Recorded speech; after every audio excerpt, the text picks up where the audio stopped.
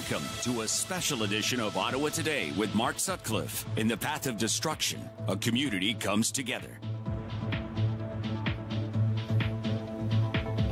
Welcome to a special edition of Ottawa Today on Rogers TV and on 1310 News. Thank you for joining us. Over the past week, our community has witnessed great devastation, but also heroic efforts to help the people most affected by last Friday's tornadoes. We've seen people rising to the occasion, donating money, donating food, donating time, people helping with the cleanup, moving the debris, supporting the families who lost their homes as a result of the storm on Friday. The community really has come together, another shining example of how Ottawa rises to the occasion. Coming up tonight, we are going to share with you some very powerful stories of people directly affected by the storm and the tornadoes that struck. 6 tornadoes in total, according to Environment Canada, in eastern Ontario and western Quebec. Also, we will share with you the details of the effort to rebuild and clean up after the mess that was left behind by these devastating storms.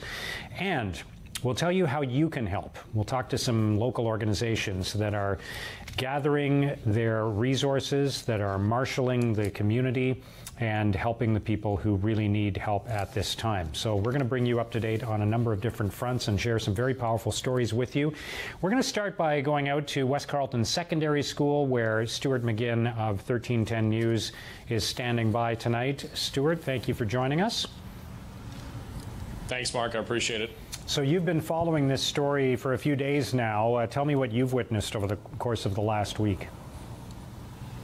Well, it's been pretty incredible, Mark. I came in from Toronto just to help with some of the storm coverage here in the nation's capital. It's been pretty unbelievable to see some of the things that have been going on here. I spent my first day Tuesday in Arlington Woods, one of the neighborhoods that was devastated by the tornadoes that ripped through the region, both in Ottawa and Gatineau on Friday, and just seeing some of the devastation for yourself is quite amazing. It looks like it's something out of a movie, and I know those are the words that we heard from the mayor earlier this week, but just seeing the way the trees look, it almost looks like an explosion took place. You're seeing these trees that just look completely ripped apart in parts of the neighborhoods of Arlington Wood and Craig Henry, and I spoke with a lot of residents, some people there who lost their homes, some people who just went there sort of for the same reason that I did, to see it for themselves. They almost just couldn't believe that something like that happened in their neighborhood, and then a lot of people just coming to that area and areas across the city, the region, have been affected by the storm just to help out. And that's kind of been the most amazing part, is seeing people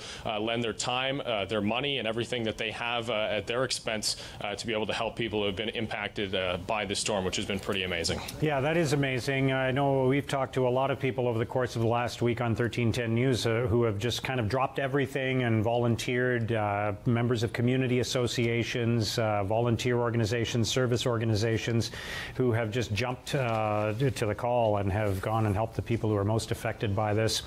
Donating their time, donating food, blankets, whatever's needed, offering shelter, that kind of thing. Tell me a little bit about what's happening in the area where you are tonight, which is, of course, Dunrobin, along with Craig Henry and Arlington Woods. Those are kind of the 2 key areas that were most affected by this in our area.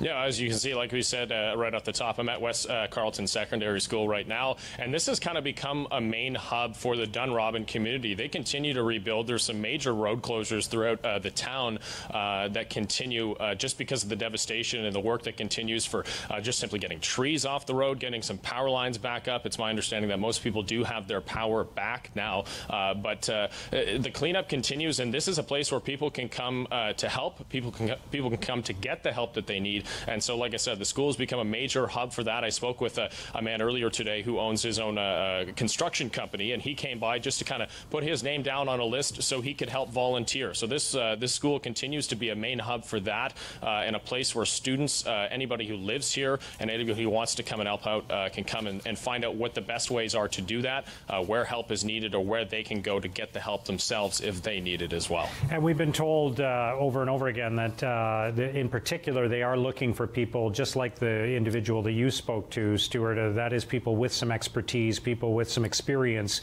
in the building industry, so that they can bring their tools and they can bring their know-how to the situation. Yeah, absolutely. You know, so many people lending a hand in this type of situation, and that's so great to see. But like you said, what they're looking for are people who have the experience, who have the certifications that they need to be able to deal with something like this, and that can be really important because, in a certain respect, you know, too many volunteers can almost cause a problem. But what's happening right now is you're able to put the volunteers who have the experience that they need in the right places, where they're needed to help out, whether it's rebuilding homes or lots of people just bringing in chainsaws, saying, hey, I have experience using a chainsaw. I can help with all these trees that are just scattered amongst the road. If you take a drive around any of these neighborhoods that are affected, that's all you see is trees absolutely everywhere. Some of them in piles just along the side of the road, and others amongst buildings and homes and businesses that still need to be cleared and removed. So it's really quite amazing, but they're looking for lots of volunteers, anybody who has the experience in construction or anything in this area to be able to kind of help and bring their expertise to the people who need it right now. Now, Stuart, I know you got to see some of the devastation firsthand, and most of us have only seen pictures, and there is a difference between those two things from all the people that I've talked to who have seen it firsthand. You really, you really don't get the full picture in a two-dimensional photograph. Do you not find, as other people have commented, that it's remarkable that no one was killed and that there weren't more people seriously hurt as a result of these tornadoes? Yeah, that was one of my first thoughts, Mark, was just hearing that, you know, obviously some critical injuries, and that's obviously very sad to hear, but it is quite outstanding to hear how we didn't lose any lives through this. Some of the photos, some of the videos that you've seen of these twisters just ripping through regions in the Ottawa Gatineau area, it's unbelievable. You're seeing roofs come off, and you're seeing just pieces of homes that, you know, anybody would think would be a solid piece of a home that wouldn't be going anywhere, just flying through the air. It's really quite remarkable that any lives, some lives weren't lost. You know, one story that I heard that just blew my mind, and it kind of draws right to what we're talking about right now. I can't believe that this man is alive. I heard a story about a man named Dave. Now, Dave wasn't comfortable to speak to the media about his story, but I heard his story from several other people. He was on a garden lawnmower, and he was just driving around mowing his lawn and his neighbor's lawn in Dunrobin on Friday. And just the way he was positioned, he didn't see the storm coming. A house was in the way, and he kind of missed most of the dark clouds that were headed towards him, and he suddenly realized that a twister was coming in his direction, and so he kind of rushed the garden tool into the garage of his neighbor's house, and his house is about 75 feet down the street, and he rushed into the garage. The winds were so powerful that it brought down the house and then swept the house away, and he was just there clinging on to this lawnmower that he'd been driving around. He sustained a shoulder injury. Other than that, he was totally fine, and the one thing that he couldn't believe, that I was told by the numerous people who were recounting his story, was that his house 75 feet away just had a hole in the roof. But you know, you look at that story and you look at all the other stories, the pictures, the videos we've seen, it truly is amazing that no lives were lost here. Yeah, that's very true. Many other stories like that, people describing the sound of the approaching storm like a train coming down the track. Some people who didn't have time to make it into their basement or didn't have a basement huddling near the appliances in their kitchen, that kind of thing, and somehow being spared any serious injury because of just where they were located in the path of the storm. Stuart, we'll check in with you again later. Thanks for joining us. Thanks, Mark. 1310 Stuart McGinn, live on location at West Carlton Secondary School in the Dunrobin area. We are joined now by a resident of the Craig Henry neighborhood. Again, one of the areas most affected by the tornadoes on Friday, a very established neighborhood in our community. It's been there a long time, and one of the things that people always talk about in that neighborhood is the trees, many of which have been uprooted now because of the tornadoes on Friday. Andrew McHugh, thank you for joining us. Good to have you here. Thank you very much. So tell us, just tell us your story from Friday night. Coming home Friday, getting out of my vehicle, I had the alert come on at 4:44, as most of Ottawa did, about the tornado. But being a resident from Ottawa for such a long time, I disregarded it. We don't have tornadoes. It's going to be a windstorm or a thunderstorm. I went into the house, said hi to the family, went up, got ready to have my shower. By the time I was 4 minutes in the house, my curtains were blowing through the front window. I closed the window, and I knew at that point I could see large debris flying through my window. By the time I went down 6, 7 steps, my living room window was blown in. And we were on a mad scramble to the basement. So after that, we went down. We had 7, 8, 9, 10 seconds of horrific wind. Basement windows blew in. Within 30 seconds, it was calm, silent. And this was you, your wife, and your kids? And 3 children, yeah, 10, so 12. all 5 of you in the basement? 2 were already down, and 1 scrambled down, broke his toe or sprained his toe on the move. Oh. But nonetheless, he's fine. But we had no idea. I thought it was still maybe a microburst but a tornado. 30 seconds later, I went up. 40 seconds later, left my house to take a peek outside in utter dismay of what I saw. I couldn't let my family come up right away, thinking that there was still loose debris or whatnot, but it was no more than 30 seconds, and like the rest of the city has said, it's a war zone. Trees that were 80, 90 years old or plus, 40 inches round, uprooted against houses, in houses, roofs gone, trusses gone, lawn furniture from 4 blocks over in my yard, and vice versa, my furniture in someone else's yard. It was a chaotic evening, but after everything, the dust had settled for the first hour. I collected my family, made what secure I could for my home, my neighbors' homes, and I got my kids out of the area. We returned every day to see the progress and what we could do. We spent Sunday and Monday volunteering with the neighborhood services. But the reason I'm here today is because I got home on Monday and I called into Shea 106 to the news because we returned on Monday morning at 11 o'clock.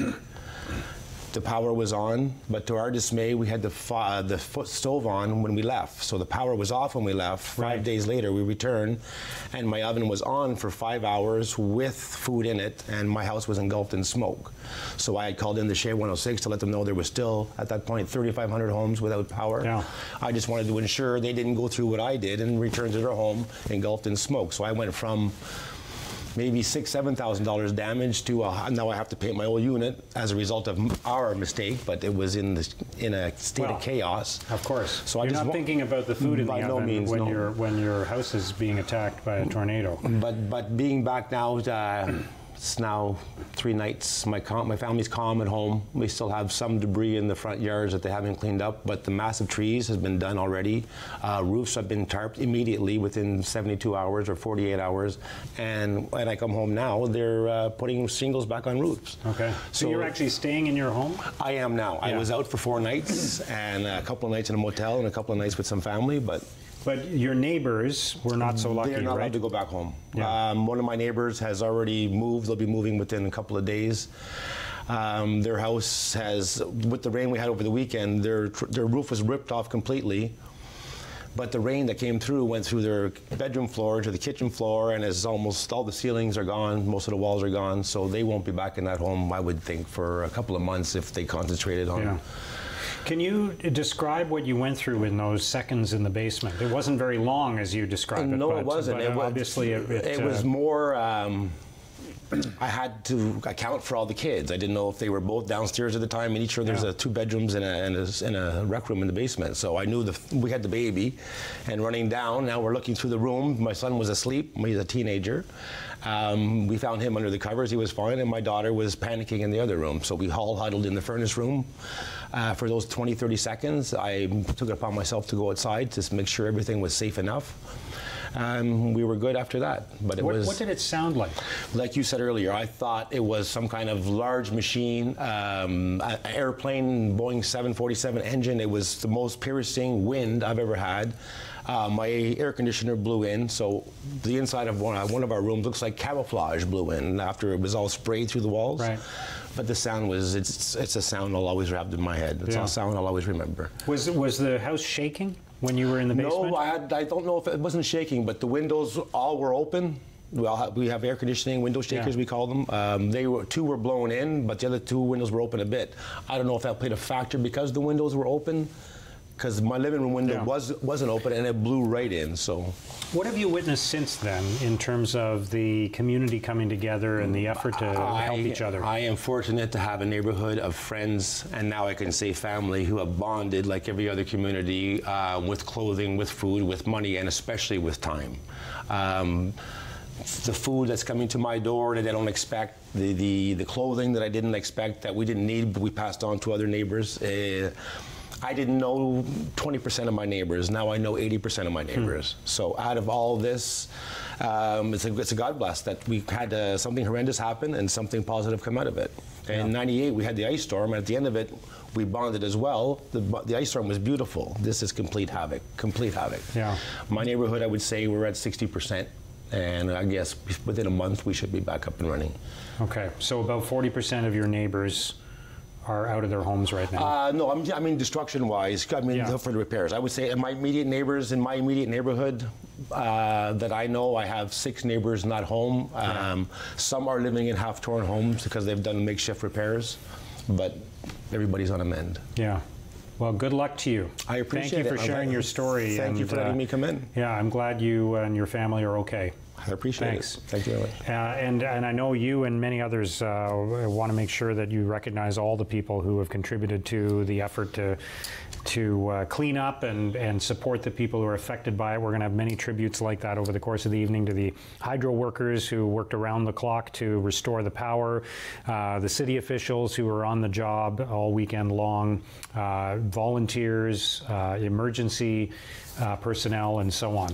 We'll be talking a lot about that tonight. Andrew McHugh, thank you. Thank you very much, Andrew McHugh, a resident of Craig Henry. We are going to take a quick break. When we come back, we're going to talk to United Way about how you can help with the cleanup effort after the storm, and we'll have more stories of people who were directly affected by the tornadoes on Friday. We'll be right back.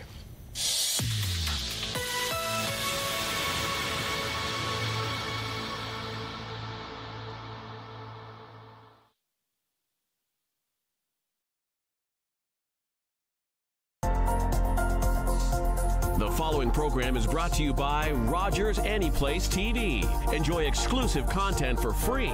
Visit RogersAnyplaceTV.com.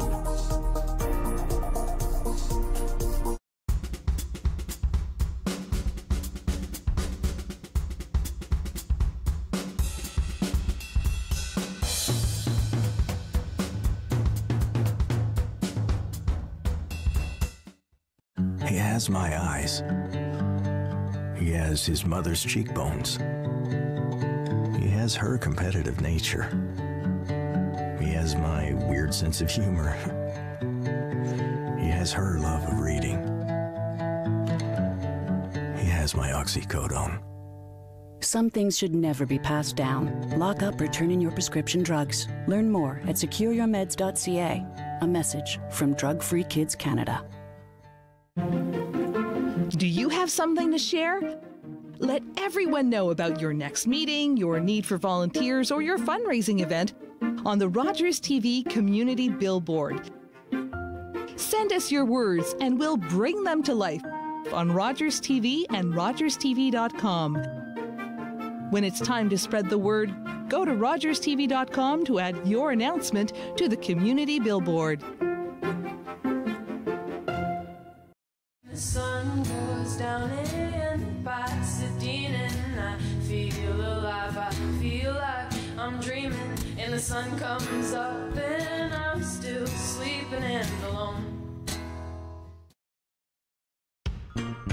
I'm Paula Roy, and I'd like to invite you to join me in my kitchen each week as I share with you my favorite recipes, hints, and tips.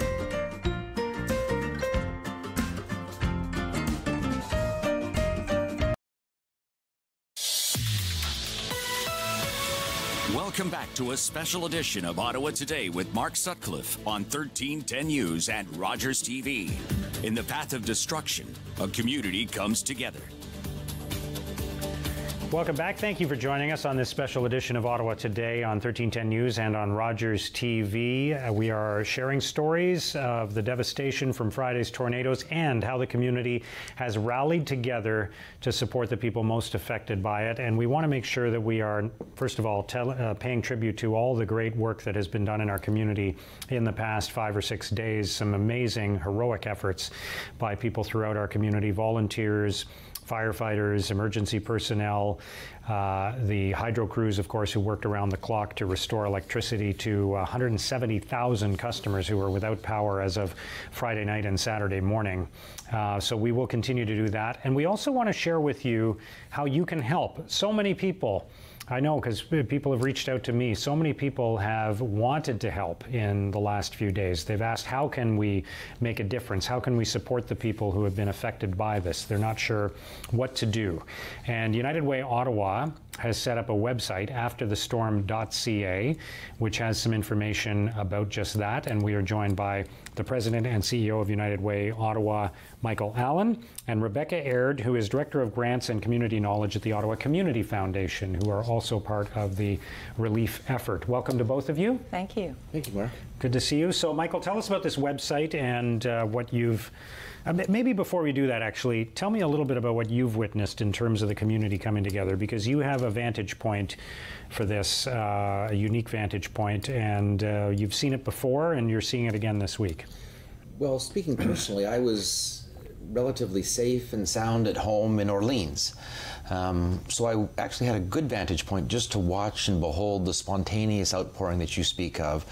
You know, the good folks at Hydro and the first responders and all of the reactive outpouring of support from volunteers and individuals who just wanted to go out and help their neighbors, as we heard Mr. McHugh speak of before, was just both heartwarming and inspiring.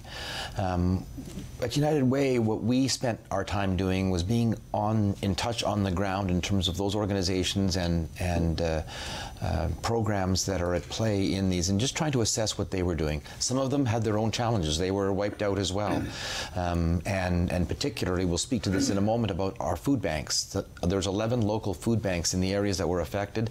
They've lost all their food, and there are many, many in low-income circumstances that depend on that.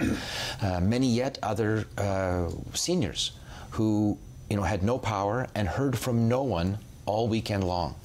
And so we speak about isolation. That sense of isolation and despair went off the charts. Yeah. And so we got a sense of that, and it called to us to do something that both the website and our work with people like Rebecca and the Community Foundation points to, which is to rally those institutions and organizations in the city who've been raising money, but as well are responsible for making sure that our work continues after the first response, after the emergency passes, and we try and rebuild.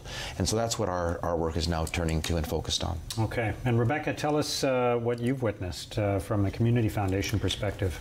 Well, I think, we're not on the ground and on the front lines, but we support organizations that are. And I think one of the things that we've learned and heard is that some organizations that had to shut their doors because they were without power were not necessarily really prepared for that kind of a situation. So these are the kinds of issues that over the longer term, it's not a first response situation, but I think over the longer term, we can learn more about through this set of circumstances, and hopefully be able to begin to address. Some organizations were really quite prepared, others not so much so. But again, I echo what you and Michael have been saying about the tremendous response that did happen, and the Ottawa, emergency response, the volunteer folks who go out and knock on the doors and actually make sure that people are okay. The city, Ottawa Hydro. I think what we've seen is a really excellent first response mobilization. Now the question is, what can we learn about what maybe didn't work so well, and how can we build more resilience for future events? Yeah, build more capacity and build more strength so for future events. Now, Michael, something you drew attention to a moment ago that I think is really important for people to remember is that so often in this community, when there is an event that happens and families are affected or they lose their homes, they turn to certain organizations. In this case, some of those organizations were affected by the same event, right? Mm-hmm. So they were food banks without food. So just when you would want to turn to a food bank, they didn't have the resources. But obviously some quick work went into rectifying that situation. So thank you, Mark. And so what we're doing now, and together with the city and organizations like the Community Foundations, the Salvation Army, we're taking stock of what is presently the state of need and what we anticipate in the coming days, weeks, months, and for however long it takes to get everyone back to where they were. And so Together with the City of Ottawa, the Mayor, we have convened a meeting next week, actually. The Mayor's convened us all, the groups that have come together, to take stock of that. What the City is continuing to deal with, those who have lost their homes, those who have lost even much more than that, and begin to try to assess how we can all play our part, how we can all stay in our lane but continue to contribute most effectively. And that I think is what is being called for. In the immediate aftermath of a crisis, the fact that people react spontaneously and compassionately and generously is terrific. But it does have an ad hoc quality to it, which is not necessarily serving us well in the long term. So it needs to be coordinated. It needs to be coordinated, and we have to make sure we don't leave anyone behind, and we fill those gaps where we know they are, and we know there are gaps now.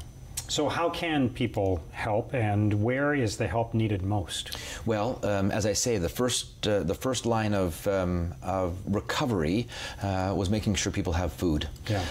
There are people still without shelter, and so that's what we're turning our minds to and our attention to. So we're working with the city and complementing their work.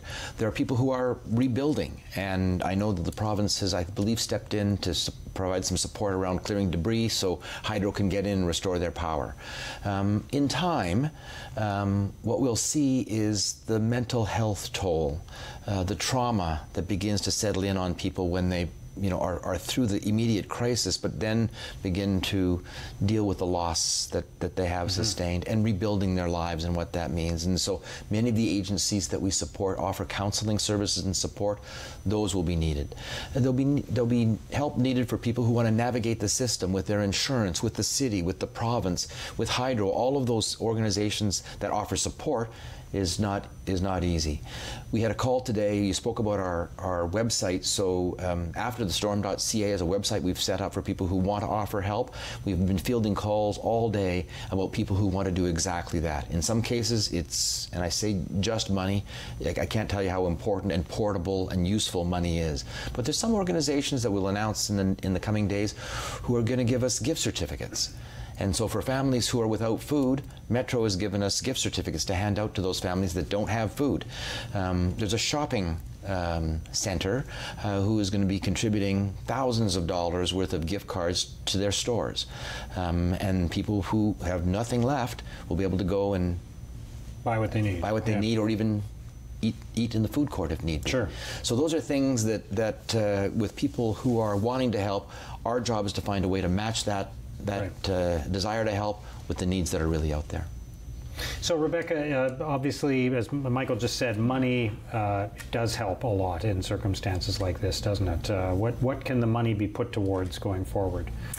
Well, I think this is very much why we're gathering next week, is to really be able to share intelligence among the different agencies. I mean, it's really important and valuable that funders and the city and some of the frontline agencies are getting together to have these discussions and to really make sure that we're responding intelligently to what are now, after the really urgent needs.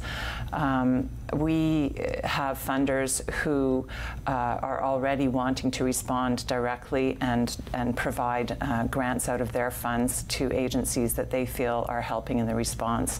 And we also have donors who entrust us to make those decisions. So it's nice to have that flexibility and be able to participate with this kind of sort of intelligence gathering and intelligence sharing collaboration to really identify needs. Yeah, and collaboration, can you talk a little bit about that? Because obviously when I went to the website today, afterthestorm.ca, and there's a lot of logos there, which is a really good sign when you see the community coming together like that. Yeah, well, and Michael and I were just talking about that before we came in, that, I think it's reasonable for everyone to expect organizations like ours and the agencies that are trying to serve in this situation to really be talking to each other and to be trying to coordinate efforts. So it's definitely part of best practice, and this is an opportunity in a way for us to, to learn and test and develop that ability to respond collaboratively as well. I mean, I think what a lot of people are recognizing is these kinds of challenges may well be more frequent in our future with climate destabilization. So it's really valuable for us to, test drive this kind of collaboration. And I think the Ottawa Community Foundation is very pleased and grateful to be able to be part of that and to be able to share the intelligence that comes out of that with our generous donors so that they can make informed decisions about where to put their resources in response. I think you said that sadly we're getting good practice. Yeah. It's sad that we need that, but it's an important thing we do. Yeah, absolutely. And I always think about how it is unfortunate that it takes a crisis sometimes to bring people together, and you get to see people at their best. It's unfortunate what the impetus was for that, but nevertheless, the community response really is it's the community gelling and supporting each other. It's very powerful. Yeah. We witness places in the world that do not have that, and it's on in that context that we think how blessed we are. Yeah. And the resilience building piece is really, a valuable one.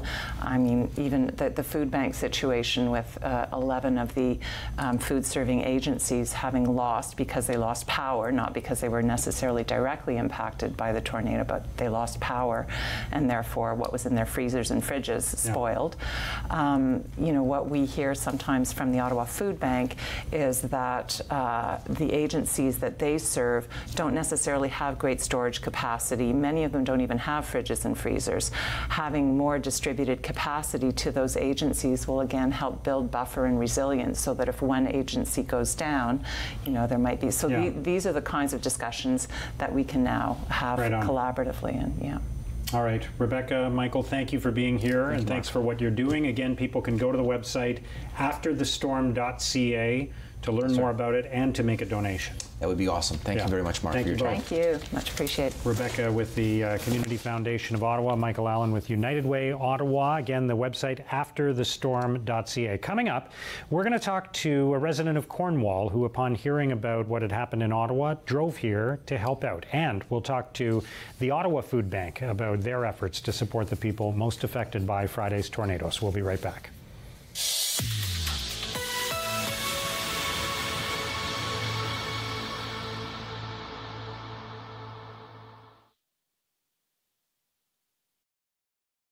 Play 4 games of bingo from the comfort of your own home each Monday at 7 p.m. for your chance to win money from our $2,000 regular bingo or $5,000 super bingo night. Kiwanis TV Bingo, Mondays at 7 p.m. on Rogers TV. Celebrate Ottawa is a collection of stories for, by, and about the people, places, and rich history that make Ottawa such a vibrant place to call home. Tune in Sunday evenings at 7:30.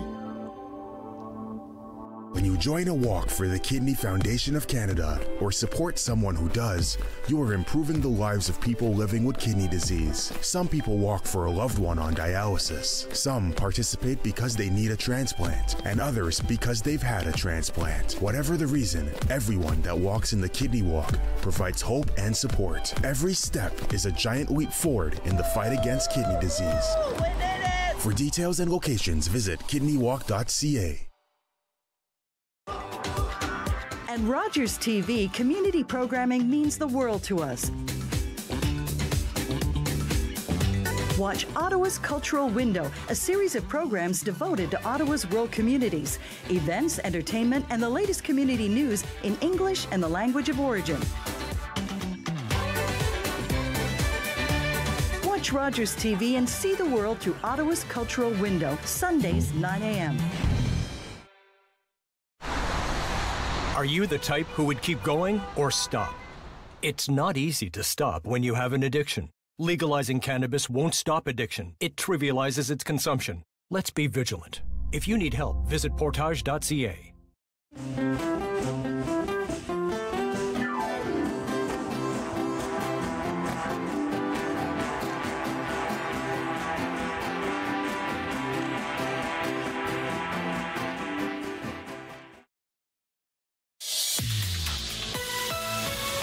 Welcome back to a special edition of Ottawa Today with Mark Sutcliffe on 1310 News and Rogers TV. In the path of destruction, a community comes together.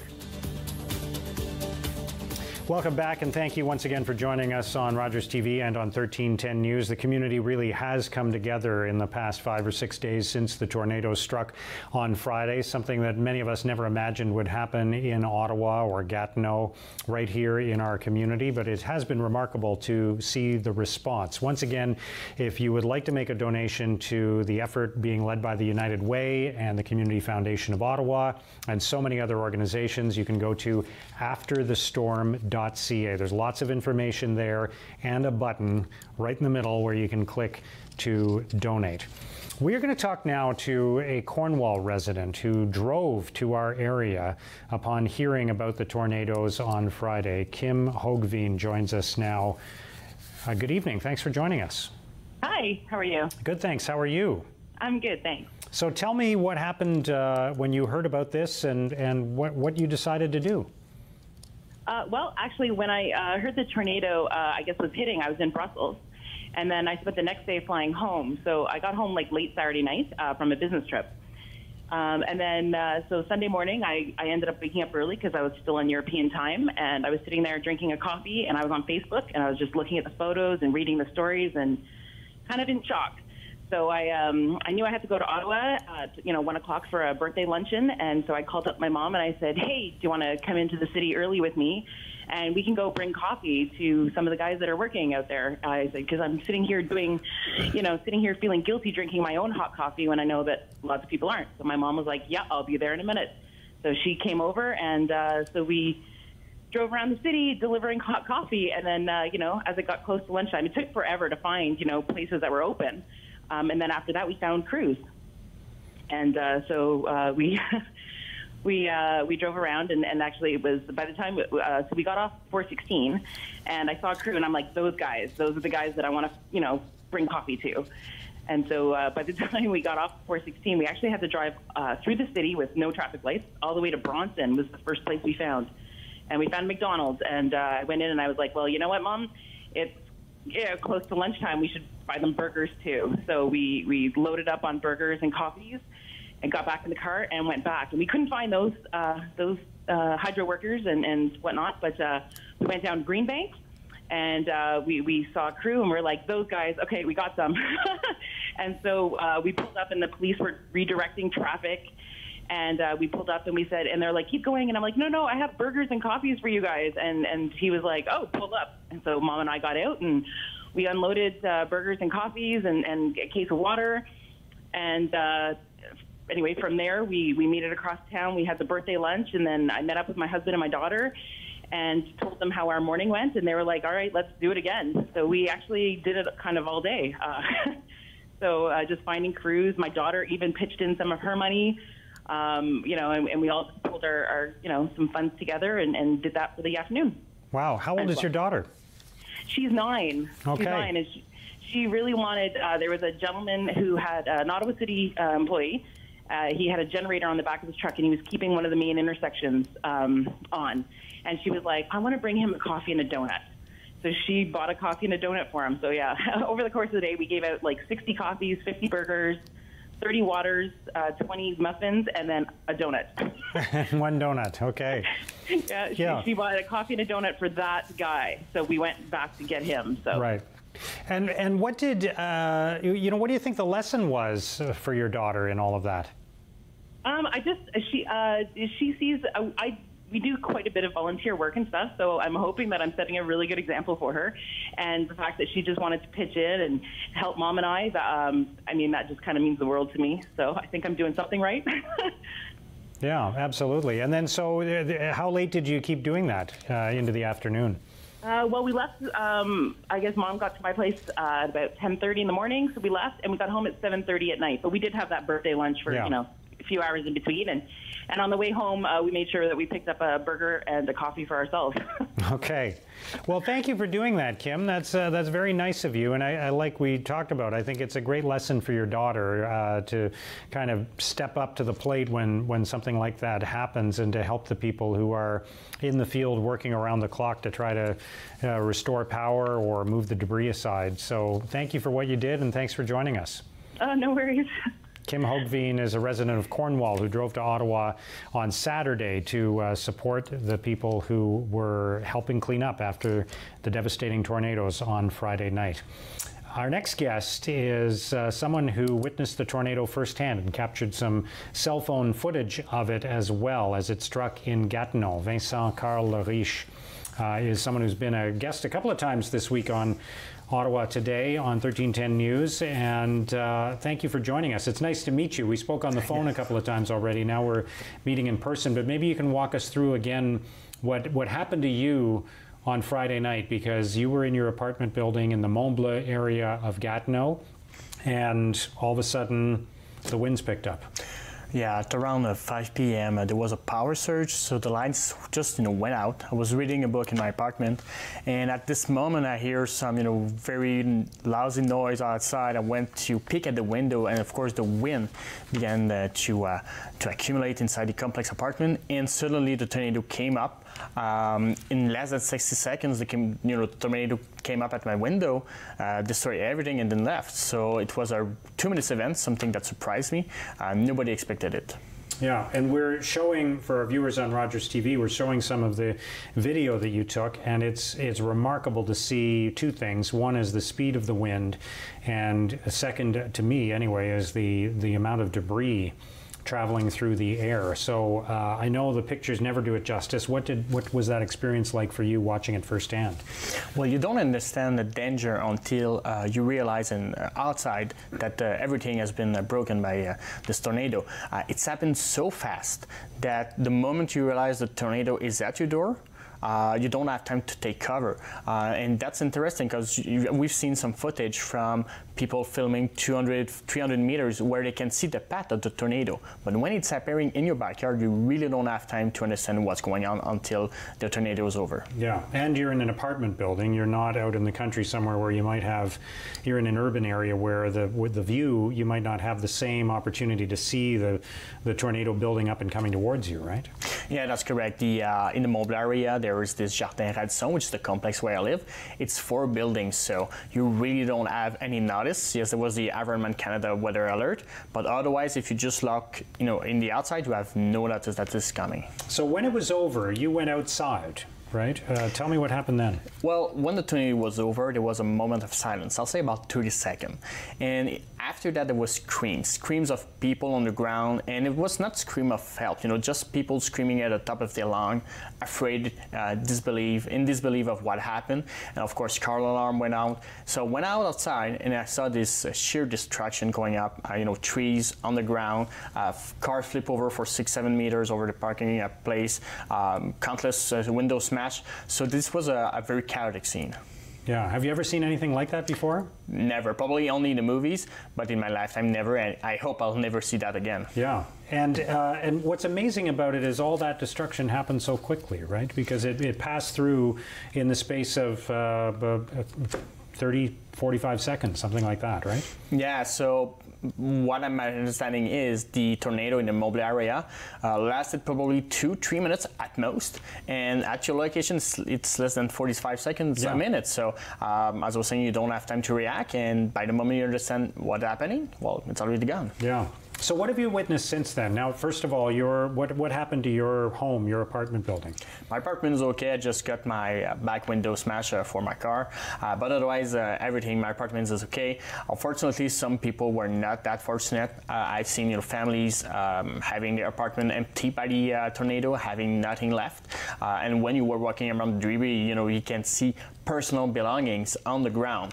And on Monday, I went back to the Mont Bleu area and I had a van, so I decided to help a few people to move out things that they can, salvage from the destruction. And there were people, of course, without insurance that already had lost everything. And there was this family, a Nation woman with about probably 4 or 5 children, not knowing where she was, sleeping that night, not knowing what she will do with her belongings still on the ground. So that was a very, unexpected image that when you go on site to see all this destruction, but also those people affected that have nowhere to go. Yeah. And what did you witness in terms of people supporting those individuals, though? Because that's a big part of the story, I think, is how everybody has risen to the occasion. And I know I've talked to some people in the last week, people who were huddled in their basements or in their kitchens waiting for the storm to pass, came out, and the first thought they had was, let's go and help some other people. That's exactly what happened after the storm. I went out in the street, and nobody cried, nobody was afraid. Everybody was just out in the street trying to get other people trapped in the building out of the buildings. So there was, yes, disbelief, but there was this, very quick comprehension of the situation where other people were in danger and that you needed to help those people. So very quickly people got out on the street, tried to have everybody else still trapped in the building on the street too to get on safety. Is there anyone else that you want to recognize or pay tribute to whose heroic efforts you've witnessed in the past few days? But I think that we shall, remember those policemen, firemen, paramedic, of course, that were the first responders. But afterwards, let's not forget about the city of Gatineau, Quebec, all those people working toward the relocation, Red Cross. I went to the crisis center. So it is an unexpected event. Nobody was thinking about a tornado. We used to have snowstorm in Canada, but tornado, nobody thought about it. But, those responders working since Friday, 24 hours a day to make sure that everybody's okay, everybody's is located, and everybody to make sure that everybody can get back to their apartment. I think that's hats off. All right. Well, thank you for sharing your story and the footage that you shared with us as well to really demonstrate just how devastating the storm was in that area. What's your sense of how long it's going to take to rebuild in the Mont Bleu neighborhood? I know there's the school, for example. There was a fire there. I think it was struck by lightning, and there was a fire at the school, and they're relocating the students from that school to other schools now, where they're going to finish the school year, even though it's only September. Yeah, I think the reconstruction effort will take a lot of time. I know I spoke with somebody who owned a building over there, said, well, that was my retirement plan, to own this building and to rent the apartments, and now it's over. So does he going to rebuild the apartment? That's up to him. But, I think probably a year. And of course, winter is coming, so there's going to be buildings that's going to have to be torn down before winter. But to see the Mont Bleu back again, back in life again, probably a year. Yeah. All right. Well, thank you very much for sharing your story with us today. I appreciate it. Thanks. Vincent Carl Lariche, who is a resident of the Mont Bleu neighborhood in Gatineau. Coming up, we're going to talk to City Councilor Eli El Shantiri, and many people, of course, know the story of the Heart and Soul Cafe in Dunrobin. We're going to talk to the owners of that cafe and the neighboring gift shop and talk about the experience that they've had since Friday and the events that occurred on Friday as well. We have more to come on this special edition of Ottawa Today. We'll be right back.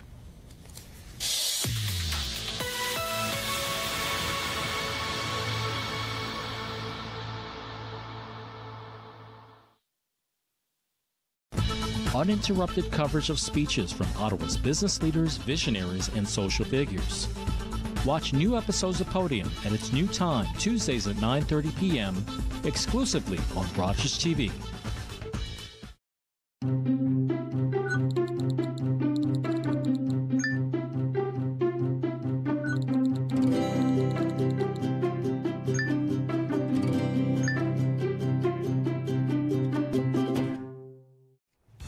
Hi, I'm Dylan Black. Join us right here weekdays at 1 p.m. with repeats at 6 and 11. It's daytime on Rogers TV.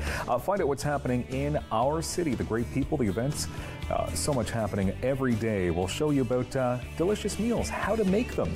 We'll help keep you in shape as well with the great fitness tips, and we'll introduce you to some of the area's best musicians. Where will you see all this? Right here on Rogers TV, weekdays at 1 p.m. with repeats at 6 and 11.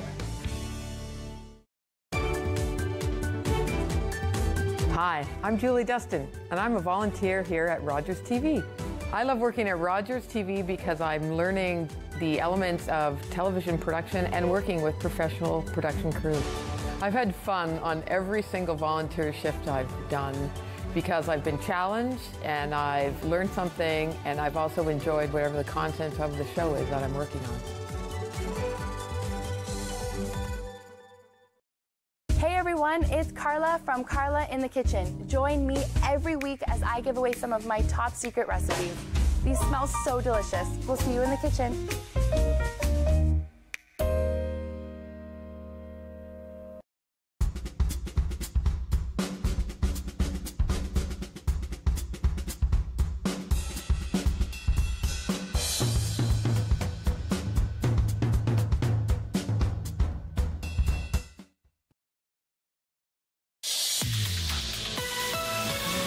Welcome back to a special edition of Ottawa Today with Mark Sutcliffe on 1310 News and Rogers TV. In the path of destruction, a community comes together.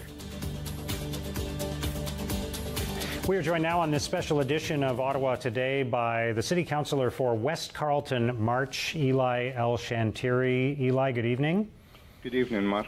So give us an update on what's happening in your community, which of course includes Dunrobin. What's the latest? Well, as you know, our area was hit from Kinburn all the way to the Ottawa River, but the heart of the storm landed in Dunrobin, and that's what most of the damage is. But we had some damages in Kinburn, with Carlton, Torbolton Ridge, and Dunrobin, as well as Fifth Line and Sixth Line in Greenland Road in Dunrobin area as well.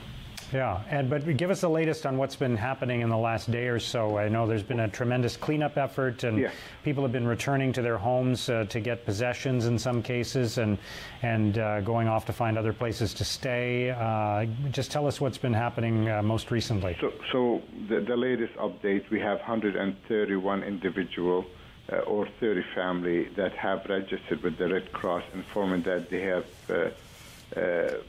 basically their house is done, like their house is gone, period.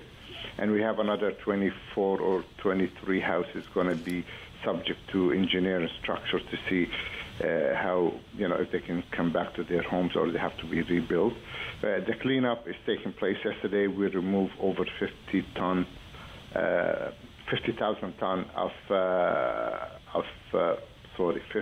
ton of debris to make sure the roads are clear for the cleanup, and we are continue with the cleanup, and we still have limited volunteers going to that area. It's got to be a registered volunteer, but we have about 350 of them helping, working with the homeowner, trying to secure some of the homes and also empty some of the home in this case. Right. So, and those volunteers, I think you've had an emphasis for the most part on having people who have some skills related to building and construction. You don't, you're not in a position where you can have just anybody go there because of the danger associated with some of these sites, right? So you're absolutely right, and the reason we call them skilled volunteers, as you know, we have the Mennonite group, we have the Church of Jesus Christ Latter-day, and the other churches coming. They have organized. They have volunteer work across North America, so they're skilled. They're helpful. But also we have heavy machinery from the city and other working with the cleanup. So without having a lot of volunteer everywhere, so it'll make the cleanup is a little bit faster and a little bit safer, if I can say that. Now, what have you witnessed in terms of the community coming together and responding here? Who are some of the people that you want to pay tribute to for the work that they've done? Well, I would begin with the residents, really, thank you for their patience and coping with what they are coping with. Secondly is the volunteers who came from everywhere, and the first responder, and I heard you're going to speak with the with the owner of the Heart and Soul, and my heart goes to them. They lost their business in that area, and the very next day they were coming to check, see if we need coffee, or they brought some coffee from McDonald's to offer to us. So this is the community we live in, Mark. I spoke to you in the past about the flood took place in Constance Bay, and I remember mentioning to you the generosity, the overwhelming generosity from everywhere, from everyone almost. It's overwhelming. Imagine within the next day we're telling people, please don't give any more clothes in. Any food you want to give us, give it to the food bank in Ottawa, because we're overwhelmed. We have a truckload. We don't have the capacity for all the donation is coming to our way. So any financial donation, I would suggest people should make it to the Red Cross, because the Red Cross working with the federal government, see if we can get a matching donation dollar for the disaster storm. Yeah. Have you ever seen anything like this in your community before? Obviously, there's never been a tornado like this, but just the devastation. I know you must have been through I know you've been hard at work through all of this, but the emotions must run high at times when you see what people are going through. And rightly so. And now, Mark, is more than ever, as you recall, the first 24-hour or 48-hour, people like myself is running at all the time, making sure all the logistics in place. But it's going to come a time where people are it's going to sink in, and you're going to say, "Oh my God, what's happening to us?" Thanksgiving's coming, Mark, and that's when usually family get together. Yeah. Some families not going to be able to get together in their own home. It's going to be hard, but we are a resilient community, and we'll build and we'll bounce back. But I know we talk about a family, a firefighter and a paramedic, who also, their kid was featured on many social media or media. But another incident happened Friday night. The mayor and I were talking to the emergency responder, and we saw a young gentleman in a civilian clothes, but he's a volunteer firefighter taking notes who's going on call and who's doing.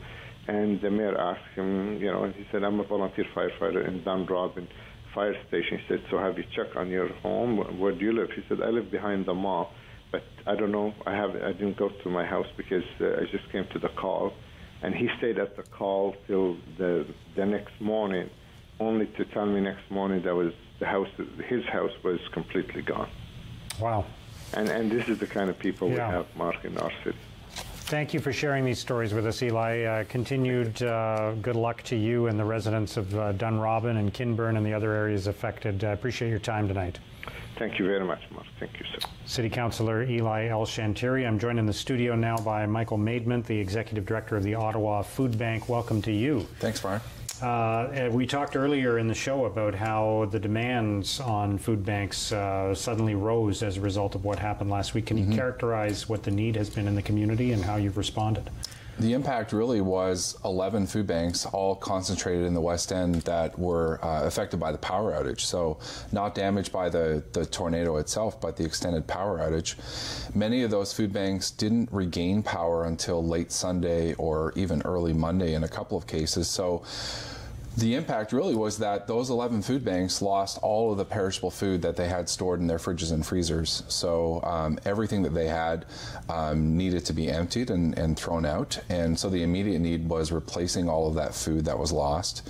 And those 11 food banks would normally feed somewhere over 7,600 people. So the food banks lost their food, but so too did all those clients that depend on food banks, those 7,600 people. So we immediately began to replenish the food banks, but also give them extra food as people in the communities affected came forward looking to replace food that they had lost. Yeah, so how much demand did that create? Because obviously there were a lot of people who suddenly needed food. Yeah, we expect that this week we would deliver what we would normally deliver in a month. So the amount of food that we would normally deliver to food banks in a month that we would actually deliver in a week. Wow. We haven't really stopped to do a lot of counting. Sure. The immediate need was just, people had gone without food, some for many days, so the immediate need was, let's just get this food out into the community as quickly as we can. And we've been replenishing food banks daily, talking to them twice a day. How much food have you gone through? How many people have you assisted? What else do you need? And so we've been restocking those food banks continuously over the past 4 days.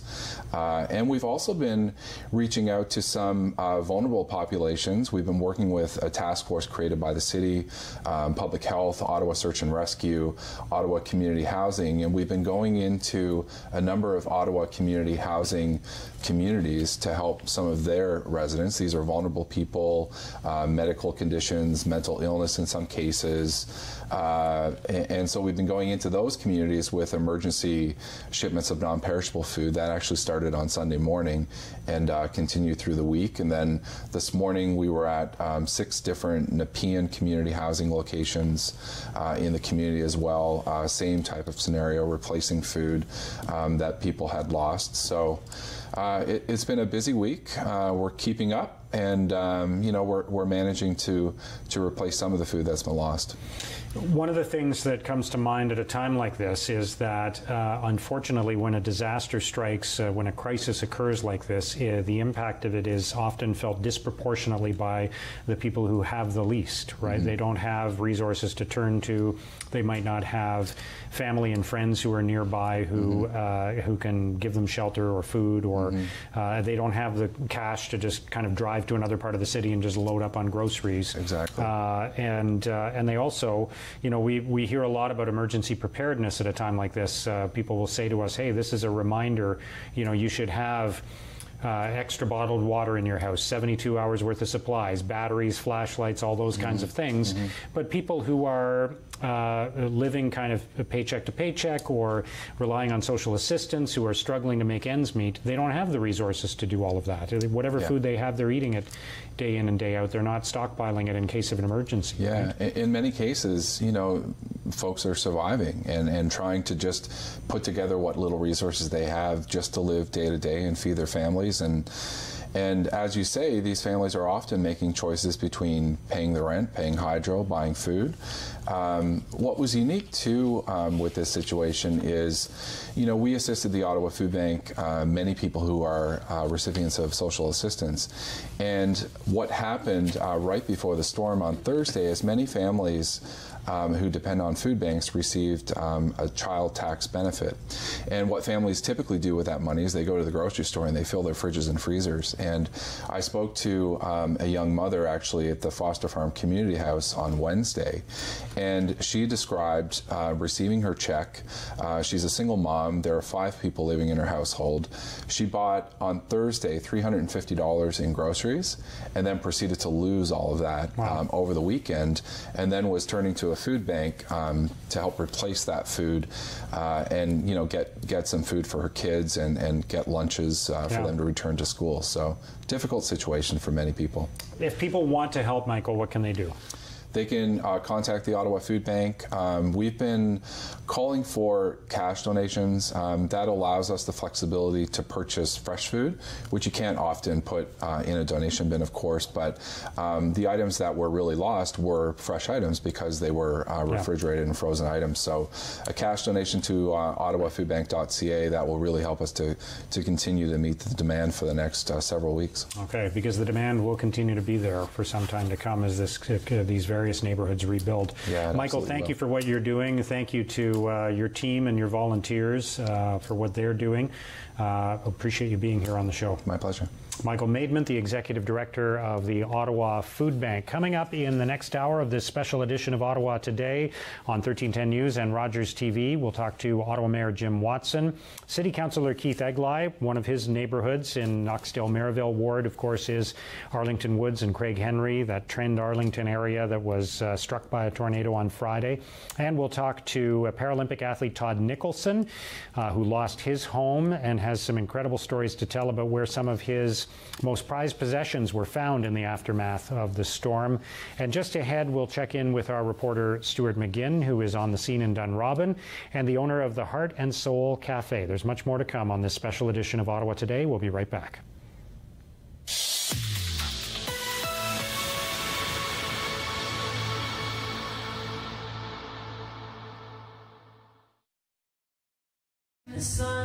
goes down in Pasadena, and I feel alive. I feel like I'm dreaming, and the sun comes up, and I'm still sleeping and alone.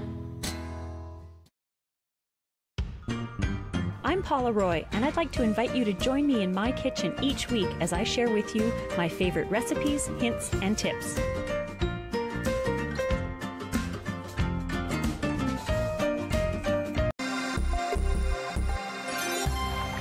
A properly fitting life jacket or personal flotation device will keep the wearer afloat.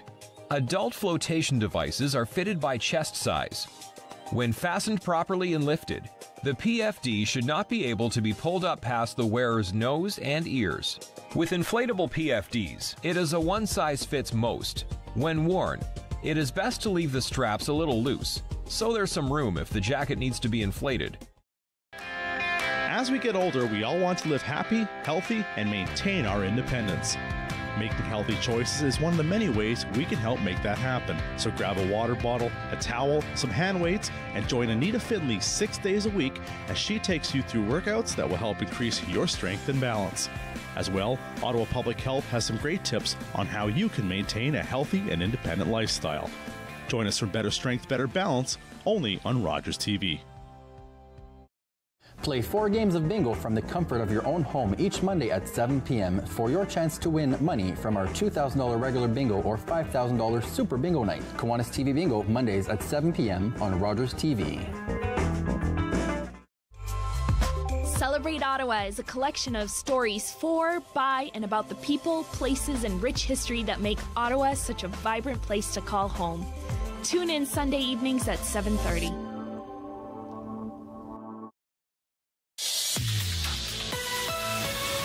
Welcome back to a special edition of Ottawa Today with Mark Sutcliffe on 1310 News and Rogers TV.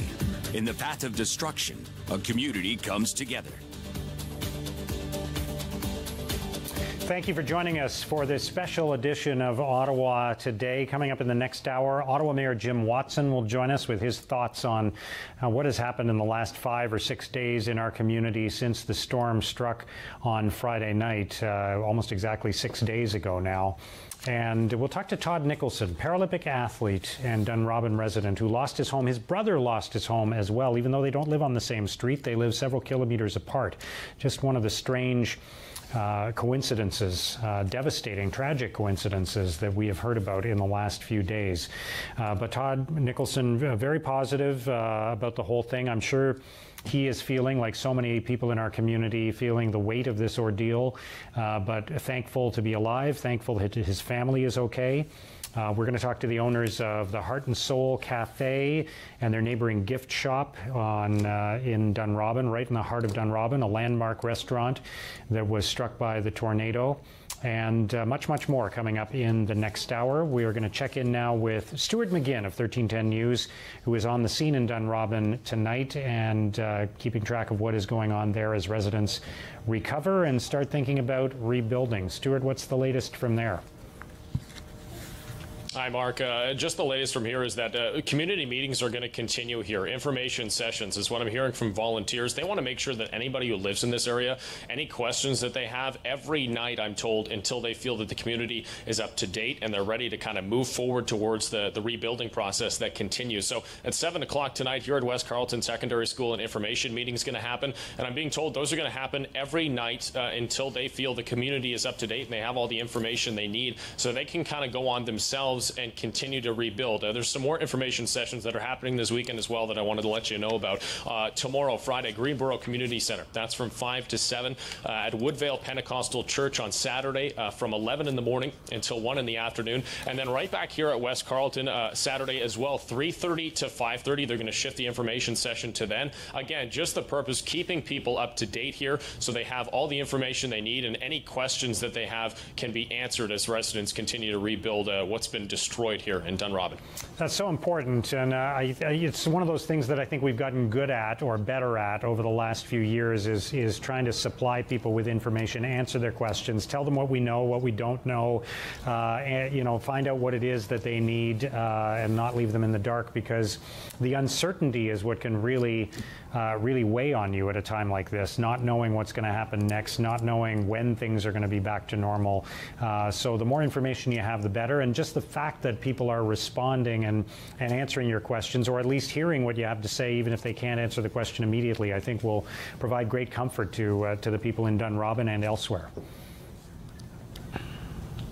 Yeah, absolutely, Mark. It's an uncertain time for a lot of people. Lots of people not knowing where they're going to go next. And a lot of the things that we've been hearing from organizations as well is just providing help on the mental health side of things. You know, dealing with whether it's your home that was lost, or a lot of people just lost belongings to them that were really important. And sometimes that can really carry a heavy burden. So it's important to provide those services as well. So that's something else that we're hearing from organizations as people just try to figure out how they can get back to, you know, whatever feels like normal at this point, because obviously it's going to be a long road to recovery. Yeah, once again, another example of something we do now that maybe we didn't do 20 years ago is acknowledge the mental health toll that an event like this can take on families, on children, on everyone. So it's very important work that's being done.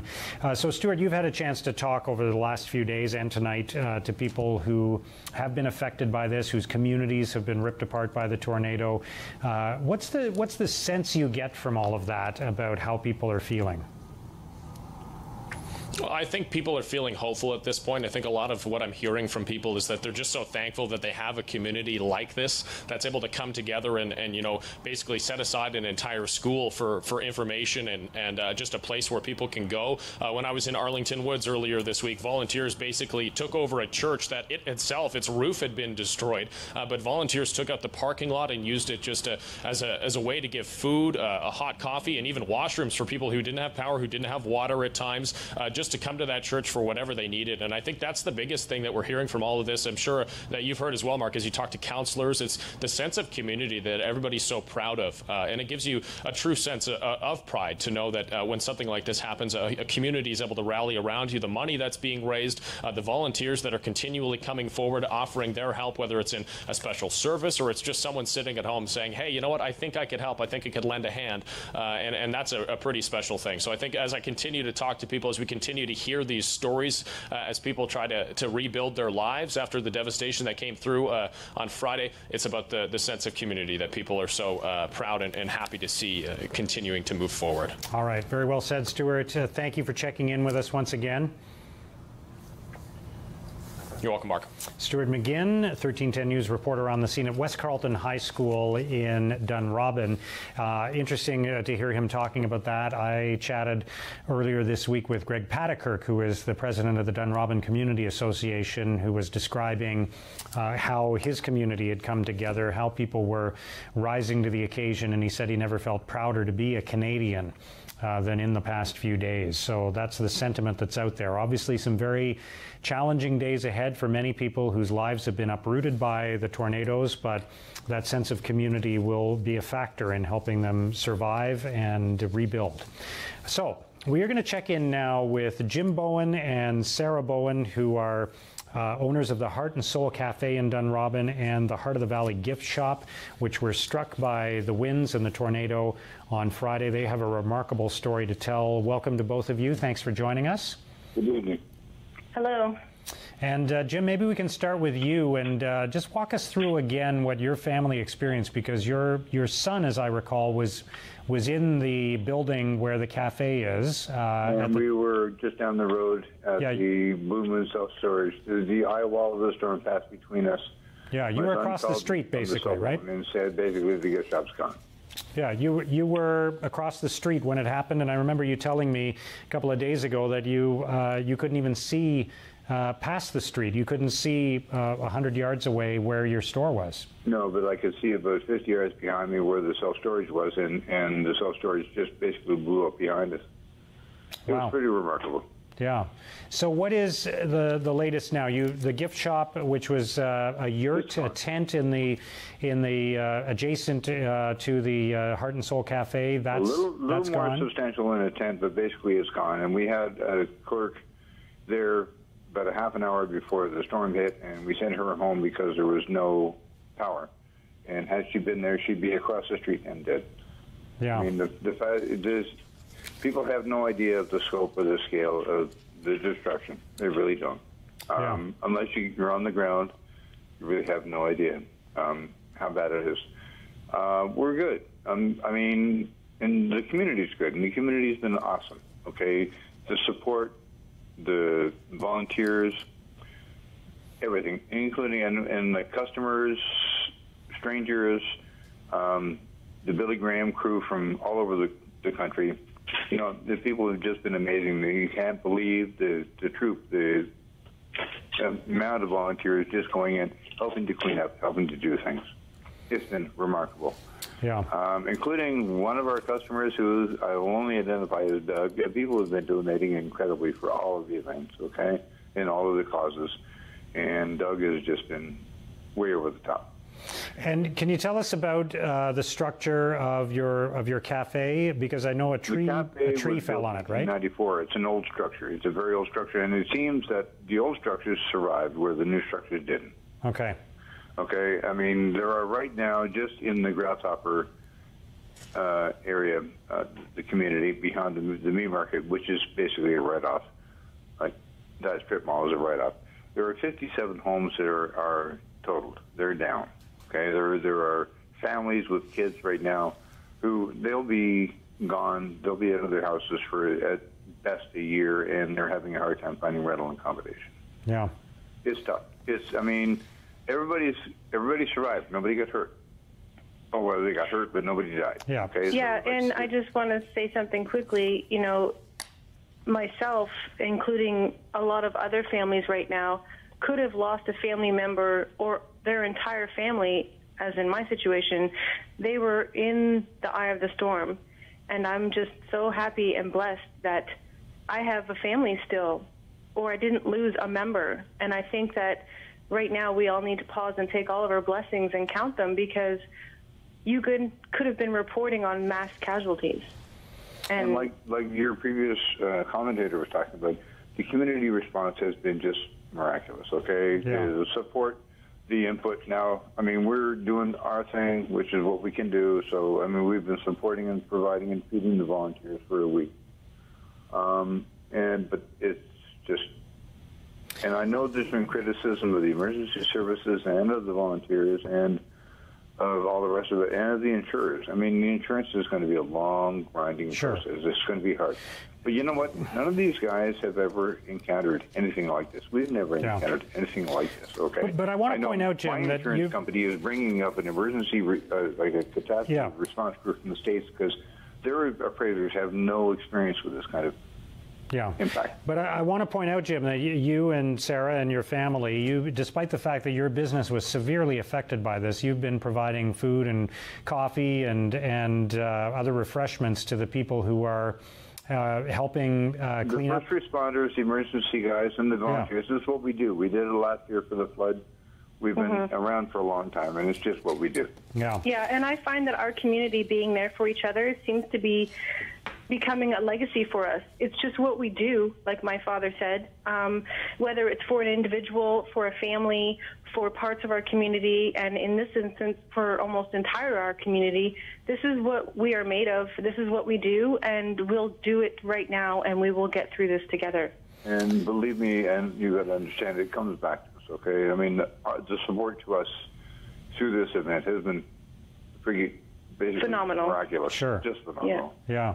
Sarah, tell me a little bit about what you've been through personally, knowing your brother was inside the building, as you described, and I think, Jim, you described earlier what he went through when the storm started coming. What's been, I know you probably haven't had time to think about it a whole lot because there's been so much going on in the last 5 or 6 days, but what's been the toll that it's taken on you? Yeah, so the process really is at nighttime when it's quiet and your daily routines settle down and you actually have time to think. And it's scary, but, you know, we have to remain positive. We have to remember that our community stands tall and rallies behind each other, and we have to believe and think positively. You can't get down and stay down because the road is going to be, like my dad said, very long, and it's going to be hard, and there's going to be obstacles, and there's going to be trying times, but, you know, we have to get through this. This is just what it is. I'm counting my blessings, like I said before, and I feel that a lot of families in my community right now are doing the same thing because it could have been so much worse. No question. You know, my mom and my dad and my brother could have lost their lives all in one day. And I feel like a lot of other community members and families feel the same way. Yeah. But there is so much devastation in our local community. Yeah, it's just heartbreaking to know that all the families in our local area are really struggling to find a place to stay, to get their kids back into a normal routine and get things but as you emotionally and spiritually and the return to normalcy right now is a big deal, okay? And it's going to be a long time. I mean, we'd all like to get back to a normal life, and it's going to be a long time before we get there. You know, that's part of the hard part. But you have your family and you have your community, and that's important, and that's going to carry you through. Jim Bowen, the community's amazing. Sarah Bowen, thank you so much for joining us tonight. Best of luck to you in the days ahead. Thank you. Jim Bowen and Sarah Bowen of the Heart and Soul Cafe and the adjacent gift shop that was destroyed by the tornado on Friday night. Coming up on Ottawa Today, we're going to tell you what the Senators Foundation has been doing to support the relief efforts. Still ahead, we'll talk to City Councilor Keith Egli, Ottawa Mayor Jim Watson, and Paralympic athlete Todd Nicholson, one of the people who lost his home in Dunrobin. We'll be right back.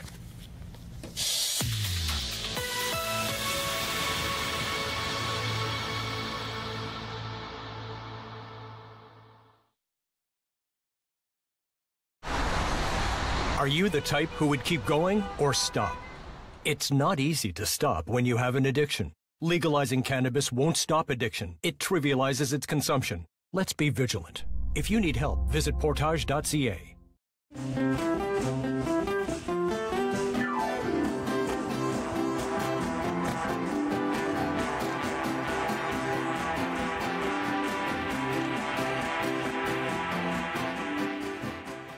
Think it's okay to drive high? Think again. Drug-impaired driving is as illegal as drunk driving, and in Ontario, the penalties are the same. If police suspect you're driving under the influence of drugs of any kind, or a combination of drugs and alcohol, and you fail a roadside test, your license will be suspended immediately for up to 30 days. You'll pay a penalty of $198. And you can be charged with a criminal offense of impaired driving, the same as alcohol. Driving high is never okay. Hi, my name is Ken Malcolm, and I'm a volunteer here at Rogers TV. I retired from commercial banking 4 years ago and have been volunteering here at Rogers for the past 3 years. I like to give back to the community, and Daytime Ottawa is all about the community. I would recommend Rogers TV to anyone interested in volunteering. So what are you waiting for? Uninterrupted coverage of speeches from Ottawa's business leaders, visionaries, and social figures. Watch new episodes of Podium at its new time, Tuesdays at 9:30 p.m., exclusively on Rogers TV.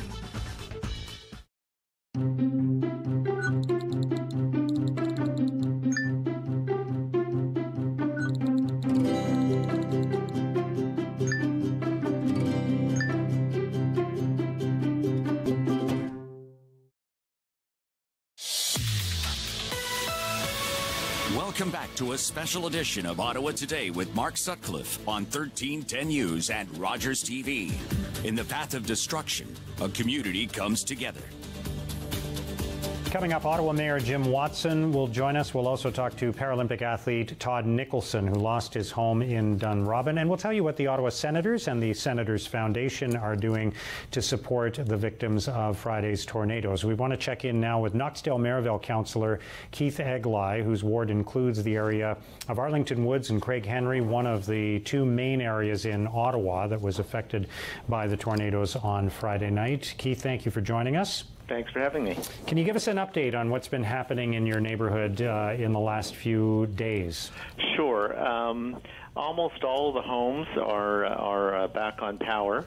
Mark. That happened yesterday. There are still a number of homes due to problems within the home's electrical infrastructure. In other words, it's a site-by-site. Electricians need to go in and assess and see if it's safe to reconnect the power. So there are a number of homes like that left, but the vast majority of the homes in my area are back on power. So that's a good thing. We have all kinds of volunteers from all across the city, from other locations coming in to help. And so that's been wonderful to see, just the community coming together, and our friends and neighbors from across the city coming to help us. And so we're making real progress in terms of picking up the debris and that sort of thing.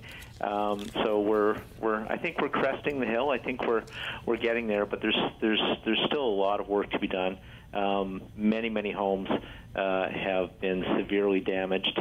Certainly well over 100 homes, I would say, that were severely damaged and will require a major restoration and perhaps even a tear down in some cases. There's still a lot of work to be done, and one of the biggest impact, of course, was in Arlington Woods, which had a beautiful forest-like quality to the community, and that, of course, now is gone. The number of trees that have come down, trees that were 100 or so years old, beautiful tall trees, are gone, and it's going to take a very, very long time for the community to have that same feel, that same look. Now, can you talk a little bit about the efforts that have gone into cleaning up and rebuilding and supporting the people who are most affected by this? Who are some of the people you would want to pay tribute to at this time? Well, again, the Trent Arlington Community Association and their executive have just been amazing partners in coordinating volunteers, in getting the word out to community members about what help there is out there, what resources they are out there. So I've been working with them very closely. There's a number of churches in the area. Arlington Woods Church, which lost much of its roof, has acted as using their parking lot and have acted as almost a staging area to collect volunteers to serve people food. Woodvale Pentecostal Church, not too far away, has opened up their space for hot meals for people, and it is going to host a community meeting on Saturday, where we'll have all kinds of city services in there to explain what's available out there in terms of resources to assist people from the city. Salvation Army has also been an amazing partner for us. They have partnered up with us to provide meals, and we've been able to provide meals in Trent Arlington area, in Mannerdale, in Tanglewood, and then all of the local businesses, the Tim Hortons that provides coffee, the restaurants that have provided food, the caterers that have provided food, so we can in the early days could provide hot food for individuals that had no power. And if people want to help, Keith, what can they do? What should they do? Because I know people they want to contribute, they want to support the victims who have been affected by this, but they don't want to be in the way, and they want their help to be as constructive and as supportive as possible. Sure. So if people want to make donations, financial donations or donations of clothing and toys and that sort of thing for kids who may have lost theirs in the destruction of the home, the Salvation Army, again, is the go-to in that regard, either by dropping off at their thrift stores or providing a monetary donation to them. In terms of the volunteers, again, the Trent Arlington Community Association has been compiling a list of volunteers that want to help. And I failed to mention a group, and I should have, Mark. There's a group called Samaritan's Purse which assist in disaster relief, and they have been working with the community for the last number of days. And just amazing, a group of people that just bring in their chainsaws and their trucks and just want to help. And so I should have mentioned them at first. So those are some of the ways that people can help. Yeah. And if you have any kind of an idea that you think you might want to help, or you want to be in contact with the community to, can I do this or can do that? Please feel free to send an email to me, which is Ward9. WARD and the number 9 at ottawa.ca, and I can, myself and my staff can certainly point you in the right direction. Okay, good. All right, I appreciate you joining us tonight. I know you've been very busy, and I want to wish you and the members of your community the best of luck in the days ahead. Thank you. Thanks very much, Mark. Keith Eglai, the City Councilor for Knoxdale-Merivale Ward. We are joined now in our studios by Nicholas Ruskowski, the Chief Operating Officer of the Ottawa Senators, and the Executive Director of the Ottawa Senators Foundation, Danielle Robinson. Welcome to both of you. Thank you for being here. Thank you for having us. Thank you. And the Senators and the Senators Foundation, very early on in this crisis, rose to the occasion and started a little fundraising initiative, which turned into a big fundraising initiative. Yeah, Tell us about that. sometimes these things take on a life of their own. I think you and I spoke the Sunday morning after we had launched, and at that point we had a modest objective of $25,000 that the foundation had agreed to match. You very kindly got us the $25,000 with a donation on the air. Since then, it's taken on a life of its own, and the response from the community, both at the individual citizen level on the one hand, but also amongst business organizations and partners of the Ottawa Senators, have been just phenomenal. So I think that right now, we just double-checked before walking in, we're at $190,000 in community donations, and the foundation will match $100,000 of that. So we're going to be at $290, or we are at $290 now, and we're expecting about another $10,000 to $20,000 to come in over the course of the next couple of hours. Wow. Yeah. So you've already raised $190,000. You're chipping in $100,000 on top of that, yes. and you expect to raise another $10,000 or $20,000. Yeah, so we'll be north of $300,000, of funding that we'll be putting back into the community.